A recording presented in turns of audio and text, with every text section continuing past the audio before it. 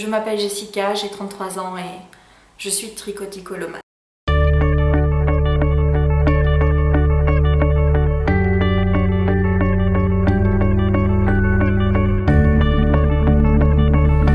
Hello tout le monde, c'est Jess et bienvenue aujourd'hui sur ma chaîne Booktube pour une nouvelle vidéo. Alors aujourd'hui ça va être pas la première puisque j'ai déjà fait des vidéos où j'ai parlé de mes problèmes de poids avec vous l'année passée, donc mais c'est la première vidéo que je fais dans la thématique bien-être, donc on va pas parler forcément de bien-être dans cette vidéo, donc je vais pas vous donner des astuces pour aller bien. En fait, je vais vous parler de quelque chose qui me tient énormément à cœur. J'avais envie de faire ça depuis longtemps, mais j'avoue que j'ai jamais osé parce que c'est quelque chose qui me touche énormément et je vous remercierai jamais assez si vous avez pu constater ou remarquer un problème à ce niveau-là dans mes vidéos, de n'avoir jamais posé de questions trop directes ou trop intrusives par rapport à ce problème-là. Je pense que j'aurais mal pris les commentaires ou les questions par rapport à ça.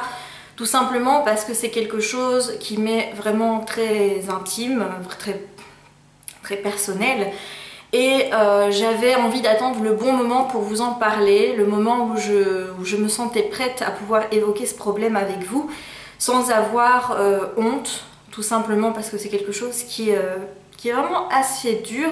Aujourd'hui, j'ai envie de vous parler de tricotilomanie. Alors la tricotilomanie, c'est un terme qui a l'air vachement sauvage comme ça, un terme qui... Enfin voilà, c'est très dur à prononcer, enfin, moi à chaque fois je risque de me planter.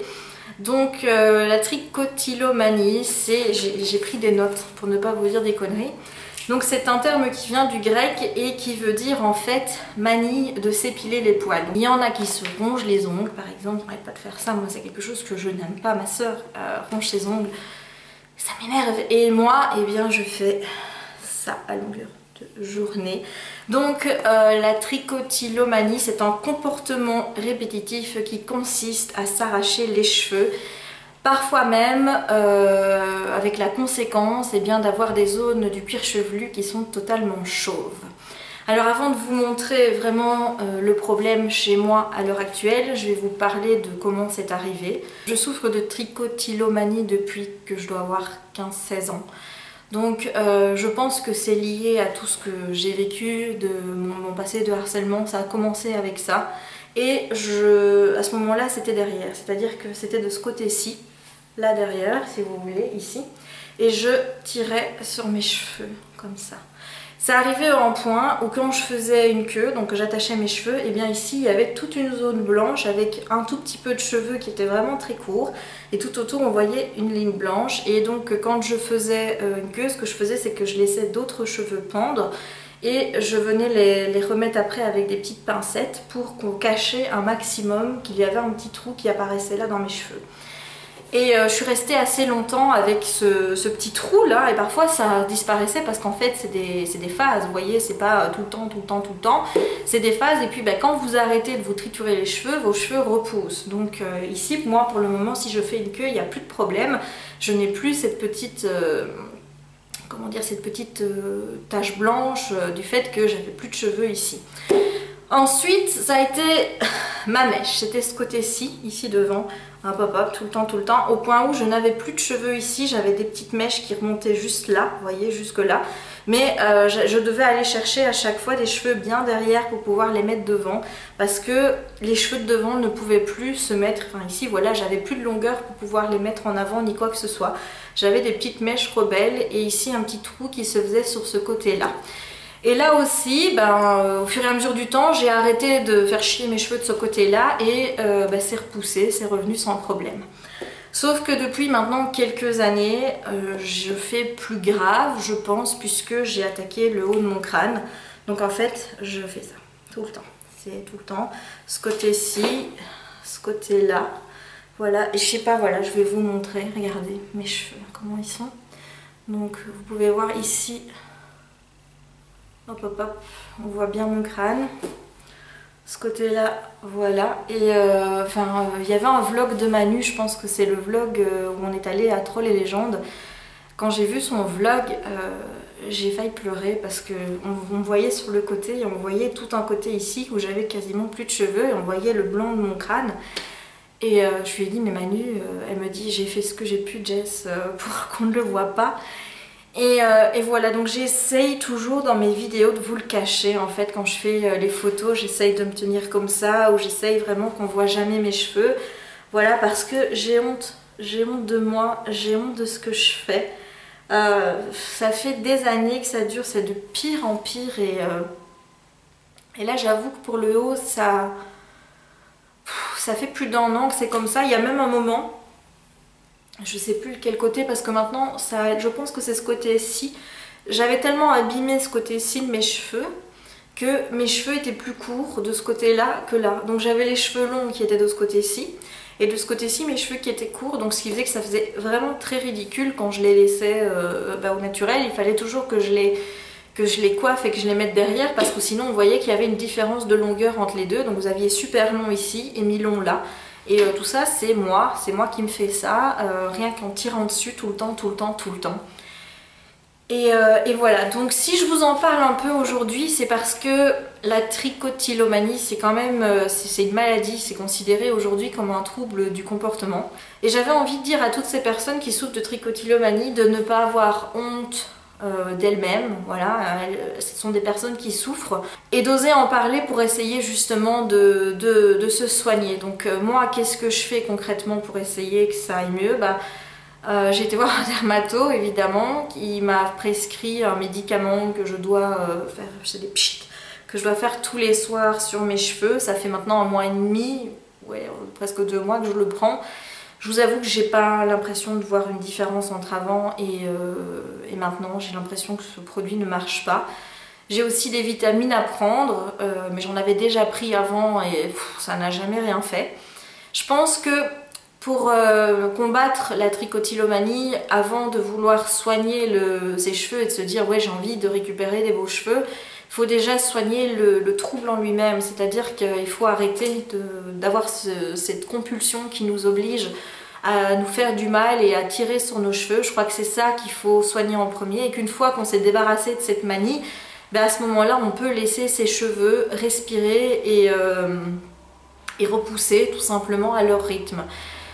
Tout ce que j'espère, c'est de ne pas avoir foutu mes cheveux en l'air, donc de ne pas avoir arraché les racines en triturant dessus, parce que bon, si forcément j'ai arraché le bulbe pour repousser, ça va être extrêmement difficile. Mais bon, j'ai bon espoir, vu que ça a repoussé là, et que bon, grosso modo, je fais toujours que tirer de la même façon, et c'est pas de tirer pour arracher, voilà, moi c'est de tirer comme ça, hop hop hop, et puis généralement il y en a qui me restent dans les mains, mais c'est pas de tirer très fort, donc j'espère vraiment que je ne fais que les casser et que je ne fais pas du mal à la petite racine qui se trouve sous mon cuir chevelu. On considère aujourd'hui qu'il y a 2 sortes de troubles pour la trichotillomanie. Donc le premier, c'est un trouble qui est centré sur le geste. Donc en fait vous le faites parce que vous avez le besoin de vous arracher les cheveux, parce que ça vous soulage d'une tension ou quelque chose comme ça. Donc le fait de tirer sur vos cheveux, ça vous fait du bien en fait et ça vous permet de vous calmer. Donc ça c'est la première forme du trouble. Et la seconde forme du trouble, c'est la forme automatique, donc qui est un arrachage non prémédité, qui n'est même pas conscient. Alors moi personnellement, c'est un petit peu des deux, c'est-à-dire que la plupart du temps, je ne me rends pas compte que je suis en train de tirer mes cheveux. Donc en général c'est quand ils sont comme aujourd'hui, quand je les laisse ainsi, j'ai toujours une main dans mes cheveux, je vais toujours tirer dessus comme ça. Et parfois je suis en train de lire et je m'en rends pas compte, et à côté de moi il y a mon copain qui va me dire tes cheveux. Voilà, c'est toujours, parfois je suis sur Skype en train de parler avec Jules ou Manu et ils me disent Jess tes cheveux. Je me rends pas toujours compte que je suis en train de tirer dessus, donc c'est vraiment un automatisme que j'ai pris de tirer sur mes cheveux quand soit pas que je m'ennuie, parce que si je suis en train de lire je ne m'ennuie pas, mais voilà, ma main elle fait rien, donc qu'est-ce qu'elle fait? C'est comme si d'elle-même elle allait se dire tiens je vais aller arracher quelques petits cheveux, tiens aujourd'hui, voilà. Mais il arrive parfois que ce soit totalement conscient et que c'est ce qu'on appelle d'avoir une crise en fait. Et cette crise, elle peut durer quelques minutes comme elle peut durer 1 heure. Moi, généralement, ça dure maximum 10 minutes. Hein. C'est jamais des grosses crises. Et c'est quand là il y a une forte angoisse, quand il y a un gros stress, que je me suis énervée. Et bien ce que je fais, généralement j'ai les cheveux attachés parce qu'un maximum j'essaye de les attacher pour éviter justement d'aller triturer et de les arracher. Donc quand je fais pas de vidéo, je m'attache le plus souvent les cheveux pour éviter les dégâts. Et bien ce que je fais, c'est que je retire mon élastique et là je commence à tresser mes cheveux. Donc je vous explique, hein. Je vais vous faire un peu. Donc je prends une moitié de cheveux ici, comme ceci, hop voilà. Je la mets, hop hop hop, et je la commence à tresser. Et je tresse, et je tresse, et je tresse, et je tresse. Voilà, et puis quand j'arrive, hop hop hop, je prends les cheveux qui suivent et je tresse et je fais comme ça jusqu'à temps que. Et je fais pareil de l'autre côté, donc je vais commencer à tresser mes petits cheveux. Voilà, voilà, voilà, voilà. Et je recommence de l'autre côté, et puis je me rends compte que la première tresse n'est pas bien faite. Donc je re-enlève en faisant avec mes comme ceci. Hein. Voilà, je fais tout comme je fais, donc vous voyez, c'est très délicat ce que je fais subir à mes cheveux. Et je recommence la tresse et ça peut durer comme ça pendant 15 minutes jusqu'à temps que je suis satisfaite de ma tresse. Je suis en crise et que je dois déstresser ou alors calmer mon anxiété ou mon angoisse. Et bien c'est vrai que je vais refaire le même mouvement, les tresses, les défaire, les refaire jusqu'à temps que ça se calme et que je me dise bah oui bah là elles sont bien faites, c'est bon quoi. On dit souvent que ce trouble est fortement associé à une image négative de soi et surtout particulièrement à son corps. Donc ça peut être aussi de l'anxiété, une frustration importante, la dépression, une faible estime de soi ou le sentiment de ne pas être attirant. Alors vous imaginez bien que je sais pas pourquoi en fait, c'est une façon de se faire du mal en fait. Hein. On vous dit que vous êtes moche, le truc c'est de s'en dire encore plus parce que forcément quand vous voyez comment vous êtes devenu avec vos cheveux qui sont comme ça, vous vous aimez encore moins. Donc finalement c'est un cercle vicieux qui se crée par rapport à ça et qui vous empêche un petit peu d'avancer. Donc maintenant j'ai pas de solution miracle à vous proposer. Moi ça fait depuis que j'ai 15 ans que je suis avec. Ça fait 18 ans maintenant que je me bats contre ça. Ça fait 18 ans que j'ai des périodes on va dire de rémission où j'arrive à ne plus me faire du mal. Mais là, vous voyez, là pour le moment c'est très très très fort. C'est pas forcément lié aux problèmes d'ado que j'ai eu avant. Oui, c'était une façon de... Maintenant c'est plus trop le cas. Maintenant je dirais que c'est vraiment le stress, surtout vis-à-vis de mon travail. Tout ce climat anxiogène qui est le mien quand je travaille, qui fait que j'arrête pas de me tirer les cheveux. Donc j'espère que la solution c'est pas d'arrêter de travailler parce que ça risque quand même de poser des petits problèmes. Mais donc en général ce qu'on préconise c'est une thérapie cognitivo-comportementale parce que le premier réflexe quand vous souffrez de trichotillomanie c'est pas d'aller chez un dermato pour vous dire regardez j'ai mes cheveux qui tombent, qu'est-ce que je dois faire. C'est d'abord d'aller chez un thérapeute pour parler avec lui, pour voir quelle est la source du problème et essayer de résoudre ce problème. Et ça prend pas 5 minutes, c'est très très très très long pour essayer de se défaire de tels comportements et surtout d'arriver à penser différemment. Moi je sais très bien que la solution ce serait que j'occupe ma main quand je suis stressée autrement.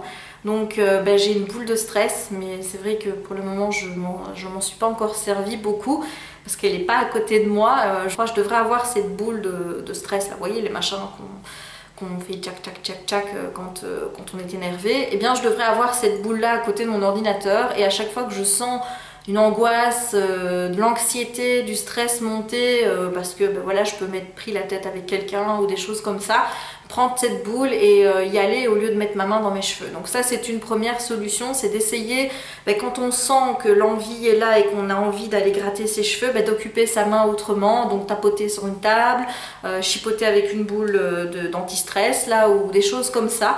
Donc pour essayer de perdre cette habitude de quand on est stressé ou quoi que ce soit, tout simplement d'aller mettre sa main et de continuer à aller gratter ses cheveux. Donc ça c'est pour les crises dont on est conscient. Maintenant quand vous le faites de manière inconsciente, je suis pas sûre que ce soit totalement jouable parce que je vous dis, la plupart du temps, je me rends compte après 5-10 minutes que je suis en train de faire ça et quand je fais ça, c'est pas méchant, hein, c'est juste j'arrête pas de faire ça. Voilà, ça, comme ça. Mais je le fais de manière moins agressive et moins percutante, on va dire, que quand c'est conscient. Quand c'est inconscient, oui, je fais ça. Voilà. C'est vrai que ça me détend. Je ne peux pas vous expliquer, mais de passer ma main dans mes cheveux comme ça me détend. C'est pas bien, il faut que j'arrête de le faire. Mais voilà, donc je me dis que quand c'est pas conscient, le coup de se dire, bah, tiens, hop, je vais vite enlever ma main et faire autre chose. Mais si on s'en rend compte le temps que ou rapidement, oui, on peut essayer de changer son comportement, mais quand c'est inconscient, c'est plus compliqué. Donc ça c'est comment dire, une première approche. Donc c'est une thérapie cognito-comportementale qui consiste au renversement d'une habitude. Donc c'est effectuer un geste chaque fois que l'envie de s'arracher les cheveux survient. Donc comme je vous ai dit, bah, soit d'obliger votre main à rester le long de votre corps et à ne pas bouger, à tapoter sur une table, à prendre une boule anti-stress et de la secouer jusqu'à temps que votre stress se calme. Mais ce que j'ai aussi vu tout à l'heure, puis j'ai fait des petites recherches par rapport à la trichotillomanie, c'est que depuis 2011, il y aurait un lien entre la trichotillomanie et l'apport en sucre. Alors ça, quand j'ai vu ça, ça m'a un petit peu vachement interpellée parce que c'est vrai que, pas vous le cacher, hein, je suis une grande amatrice de tout ce qui est sucré et forcément du sucre, j'en prends plus que ma dose quotidienne et il est marqué que limiter l'apport de sucre pourrait justement permettre de ne plus déclencher ces crises de trichotillomanie. J'ai essayé de limiter ma consommation de sucre pour voir s'il y a un lien entre la quantité de sucre que j'ingurgite et mes crises de trichotillomanie qui peuvent se déclencher une fois par jour. En général ça se déclenche une ou deux fois par jour, pas plus et pas tous les jours. Heureusement parce que sinon je serais déjà chaude, hein, mais bon. Et ensuite, il y a aussi, apparemment, ces études ont montré qu'il y aurait un rapport avec le gluten. On dirait que si on supprimait totalement le gluten de notre alimentation, eh bien à ce moment-là, on pourrait guérir de la trichotillomanie. Là, je vous avoue que je suis un petit peu plus sceptique par rapport à ça parce que je ne conçois même pas de supprimer le gluten de ce que je fais. Il y a du gluten dans tout maintenant. Voilà, donc j'ai pas envie de commencer à chipoter, je suis pas allergique au gluten, donc j'ai pas envie de commencer à me rendre malade, à devoir regarder ce que je mange, d'aller dans des shops spécialisés pour ne pas avoir du gluten. Donc voilà, moi je suis un petit peu sceptique par rapport à ça parce que je retiens d'abord que c'est un trouble psychologique à la base, hein. Si on se triture les cheveux, c'est parce qu'il y a quelque chose qui tourne par rond là, on est trop stressé ou alors il y a un problème d'estime de soi, de confiance en soi qui est là et on éprouve ce besoin de limite de se faire du mal, de s'enlaidir alors qu'on a déjà un rapport avec notre corps qui est compliqué. Donc pour moi c'est psychologique d'abord, donc je vois vraiment pas ce que le gluten a à voir là-dedans. Je vous avoue déjà que l'apport en sucre, ça, voilà, c'est un petit peu limite, mais en même temps ce que je sais c'est que quand je prends beaucoup de sucre je suis beaucoup plus énervée, excitée que d'habitude. Donc je me dis qu'il pourrait quand même y avoir un lien, mais le gluten... Alors, je vais pas vous faire une vidéo qui dure 107 ans, j'avais juste envie de vous informer parce que je pense que la plupart d'entre vous ont pu constater qu'il y avait un petit problème capillaire chez moi. Je fais cette vidéo, comme je vous l'ai dit, pour les gens qui souffrent de trichotillomanie et qui n'osent pas en parler. Et moi je pense qu'aller voir un thérapeute, peu importe, ce soit un psychologue ou un autre thérapeute, pour parler du problème et essayer de le solutionner, c'est ce qu'il faut faire et il ne faut pas avoir honte de faire ce qu'on fait, enfin de s'arracher les cheveux. J'estime que par rapport à certaines personnes qui souffrent de trichotillomanie, j'ai encore de la chance, c'est que moi ça se voit, mais j'ai encore de mes cheveux partout. Tandis que je vais vous conseiller une chaîne que je vais vous mettre en barre d'infos, c'est une chaîne d'une anglaise qui s'appelle Becky et qui est trichotillomane et qui fait une chaîne où elle parle exclusivement de trichotillomanie, donc c'est Trish, sa chaîne je crois que c'est Trish quelque chose comme ça. Et vous allez voir certaines de ces vidéos où elle va montrer les grosses phases où elle souffre de trichotillomanie, où quasiment elle n'a plus de cheveux à l'arrière du crâne, où elle a vraiment des zones où elle est totalement chauve. J'ai pleuré un nombre incalculable de fois en regardant ces vidéos parce que voilà, je me retrouve là-dedans. Je suis jamais arrivée à une situation aussi catastrophique, mais quand je vois l'ampleur que ça prend pour le moment alors que j'essaye de solutionner mes problèmes, de confiance en moi, de stress, etc. Je vous avoue que ça commence vraiment à me faire peur, surtout que voilà, j'ai essayé d'aller chez un dermato pour essayer aussi. Je me dis, bon ben si je vois mes cheveux repousser et je vois que je serai moins stressée et voilà, parce que c'est vrai que ça fait partie de quelque chose qui ne me plaît pas chez moi. Il faut quand même savoir que j'ai toujours eu des beaux cheveux, très longs, très épais. Et une fois que j'ai commencé à chipoter à mes cheveux et compagnie, bon, si vous écoutez ma grand-mère, elle va vous dire oui, mais c'est parce que t'as fait des trucs pour les lisser et tout ça quand t'étais jeune, que tes cheveux ils sont devenus hyper fins et tout et tout et tout. Je veux bien croire qu'elle ait un petit peu raison, mais je sais aussi que je suis grandement responsable de mes cheveux et de ce qu'ils ont actuellement, c'est-à-dire qu'ils sont très fins, très cassants. Je sais que je suis responsable de ça parce que j'arrête pas de les malmener tout le temps avec ma main, je leur fais du mal. Et ça me fait mal de me faire ça parce que mes cheveux, c'est toujours ce que j'ai eu de plus beau chez moi. C'est-à-dire que quand on me demande qu'est-ce que je préfère chez moi, je vais toujours vous répondre mes cheveux et mes yeux. Et je suis contente que mes yeux, il n'y a pas moyen que je les abîme, n'est-ce pas? Je ne peux qu'essayer de les embellir en mettant un petit peu de maquillage. Mais ça me fait du mal de me faire mal aux cheveux. Et ça me fait du mal de voir que ça repousse pas. Ça me fait du mal de voir que c'est de plus en plus clairsemé. Ça me fait du mal de voir ce que ça arrange chez les autres quand je vois des vidéos où j'apparais chez les autres parce que ici je contrôle tout en fait. Vous voyez, quand je fais mes plans caméra, quand je prends mes photos, je contrôle tout. Je contrôle la manière dont je veux apparaître à l'écran. Je cache ce que je veux cacher, donc c'est-à-dire ici mes cheveux qui sont un peu clairsemés, mon double menton que j'essaye de cacher un maximum, mon petit bidou aussi, enfin voilà, je vous montre ce que je veux me montrer de mon image parce que quand je me regarde dans les rushs et que je suis en train de monter mes vidéos, si je vois que ça rend pas bien, je vous posterai pas la vidéo. Ça c'est une question de confiance, d'estime de moi. Comme je vous l'ai dit, ça va beaucoup mieux en ce moment, je fais vraiment tout pour apprendre à m'aimer comme je suis, à aimer mon physique, à me dire mais toi aussi t'es jolie Jess, voilà. J'y arrive de mieux en mieux et vous êtes nombreux à me dire que dans mes vidéos je m'épanouis de plus en plus et je pense que c'est pour ça que je suis prête aujourd'hui à vous parler de ça et à vous dire oui c'est clair que je m'épanouis, c'est sûr, je fais d'énormes progrès mais j'en ai encore beaucoup à faire parce que regardez, voilà, quand je vois mes plans dans les vidéos des autres, comme ça a pu être le cas avec les vidéos de Manu. Franchement, quand je vois ça, j'ai envie de pleurer, j'ai envie de lui dire mais enlève ta vidéo, je veux pas que les gens voient ça. Et je suis étonnée de voir qu'il n'y a personne qui est venu me poser des questions par rapport à ça, il n'y a personne. Jamais en commentaire, public ou même en privé, personne n'est venu me voir pour ça. Il y a des personnes qui le savent, mais voilà, c'est moi qui leur ai dit. Il n'y a jamais eu de question de leur part par rapport à mes cheveux. Quand je vois des plans chez les autres, parce que voilà, ici, je vous dis, moi je contrôle. Je vois ici que c'est pas trop dégarni, mais je m'arrange pour pas que vous le voyez de trop. Mais donc quand je vois des plans chez les autres, mais je suis une malade. Parfois ça me donne même plus envie de sortir. J'attache mes cheveux un maximum parce que quand je les remets en arrière ça se voit beaucoup moins, mais j'aime pas d'attacher mes cheveux en arrière parce que là je trouve que ça fait ressortir enfin, ma petite bouille toute ronde, donc c'est dur de trouver l'équilibre entre les deux en fait. J'ai l'impression que je dois choisir entre mes deux plus gros mots, c'est soit je montre que j'ai en gros, enfin qu'il me manque beaucoup de cheveux parce que je tire dessus, soit je cache ce problème de cheveux, mais alors je fais ressortir pour moi la grosseur de mon visage. Donc en fait j'ai l'impression de devoir en fait me battre entre les deux, mes deux plus grosses stars, quoi. Je vais dire les choses que je n'aime pas chez moi.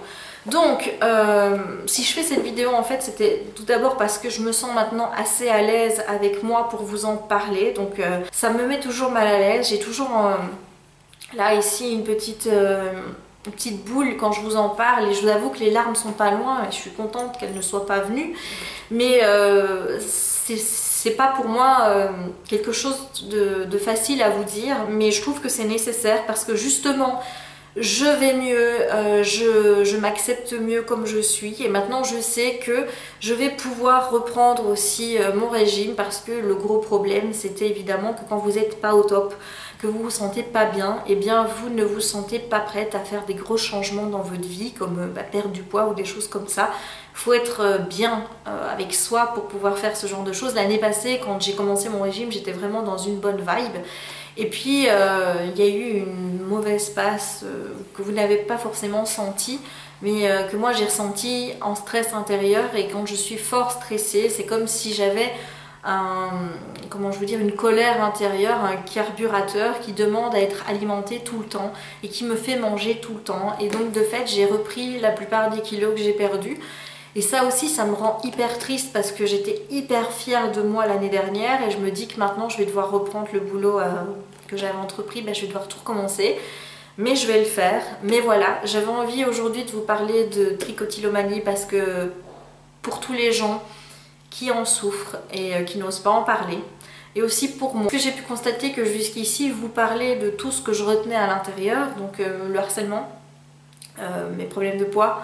Et ça maintenant, ça m'a toujours fait du bien par rapport à vos retours. Donc, je me dis qu'il est temps. Voilà, je vais mieux, je m'épanouis. Vous êtes plusieurs à me le dire dans mes vidéos que je suis plus souriante, plus jolie, voilà. Donc je pense que c'est vraiment le bon moment pour moi de me libérer de ce poids, en espérant que cette vidéo ce soit le début de quelque chose et que j'arrive enfin à me séparer de ce tic, plutôt de ce toc qui m'oblige à me...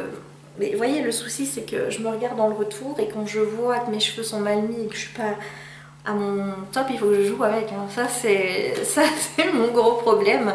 Mais donc voilà, le défi que je me lance en vous faisant cette vidéo, c'est de dire à partir de maintenant, tu vas tout faire pour essayer d'arrêter carrément d'aller mettre ta main et de gratter tes cheveux. Donc j'essaierai de vous faire de temps en temps des petits points pour vous dire où j'en suis. Mais voilà, donc le but de la vidéo c'était d'informer sur la trichotillomanie, d'informer tous ceux qui ne savent pas ce que c'est, de dire à ceux qui en souffrent, vous n'êtes pas seuls, et je peux vous dire que je sais que c'est pas évident, mais que pour vous soigner, il faut vraiment que vous alliez parler de tout ça avec un thérapeute et trouver une méthode pour arrêter de vous faire du mal comme ça. Et enfin, je le fais pour moi parce que, comme je vous l'ai dit, quand chaque fois que je vous ai parlé de ce que je retenais à l'intérieur, ça m'a fait du bien et je me suis sentie libérée d'un poids après. Alors c'est le dernier gros poids que je porte, on va dire, le dernier gros fardeau dont je vous ai pas parlé. Donc il était temps pour moi de m'en séparer et de me livrer à ce sujet auprès de vous. Voilà, donc si jamais vous avez encore des questions sur le sujet, j'essaierai d'y répondre en commentaire, même si je ne suis pas une spécialiste de la maladie. Je vous mettrai en barre d'infos les vidéos de cette demoiselle anglaise, donc Becky, qui parle de trichotillomanie beaucoup mieux que moi, je ne le fais. Et je vous dis à très bientôt pour une prochaine vidéo qui, je vous le promets, sera beaucoup plus joyeuse que celle-ci. Allez, ciao!